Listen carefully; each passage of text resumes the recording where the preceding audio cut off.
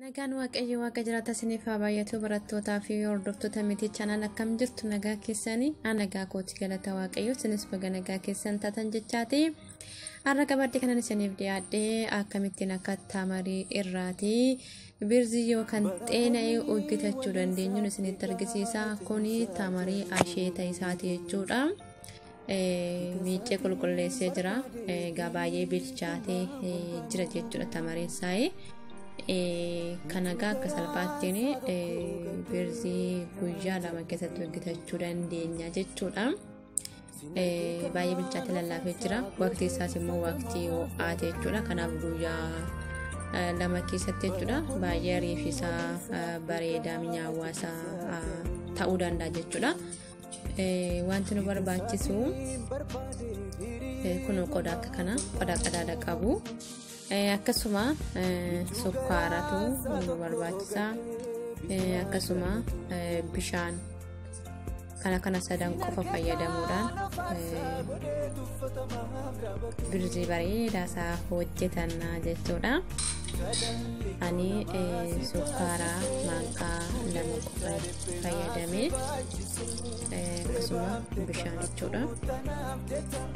Tamarii akka bishaanii fi sukkaara wajjin arguu danda'uttiin haala kana taasisuudhaan bishaanitti naqna jechuudha.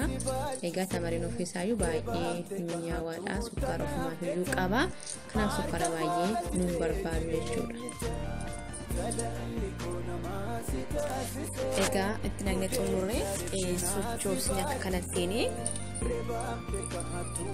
achi keenya jechuudha maaliif akka dafuuf jechuudha haala kana sochoosuu keenya.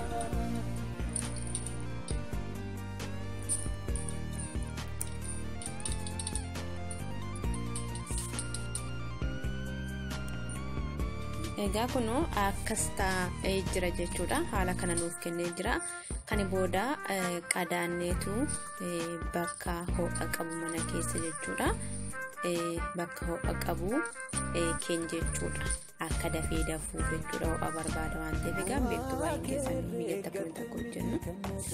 Kanarraa sun ta'e midhaan irraa hojjetama biyya keenyatti jechuudha garbuu irraa. Tamariin kunis hin ta'a jechuudha. Isa kanarraas fayyadamuun ni danda'ama. Egaa kunoo guyyaa tokko booda deebi'eetu akkas ta'ee jira jechuudha. Dafee jira. Gubbaatti gaafa taasisaa bahee jira. Gumaan sammuu jalatti darbee jira. Kana akka gubbaarraati fuudhuuti qabna jechuudha isa gubbaarra kana.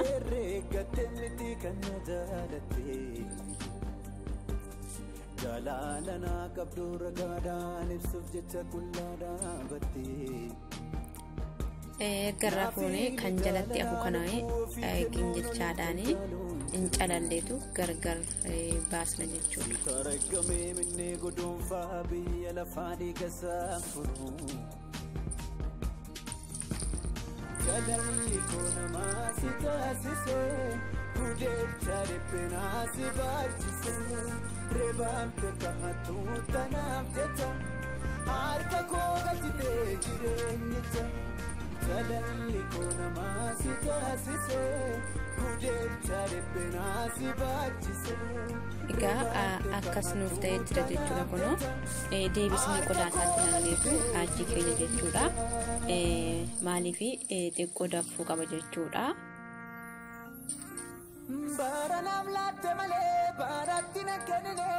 Deebisnee qadaannee ammas bakka ho'aa godhanna jechuudha.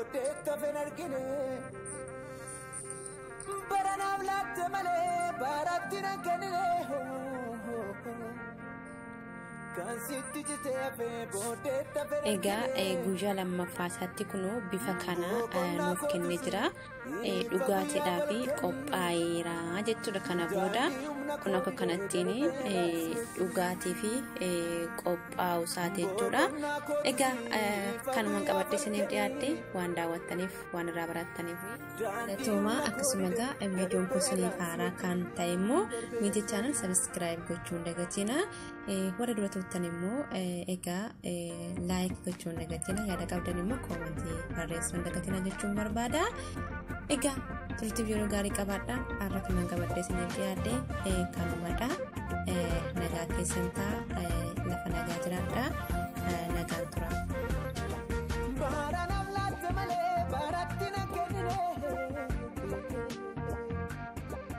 kan sitti jitee hafee booddee tafeen argine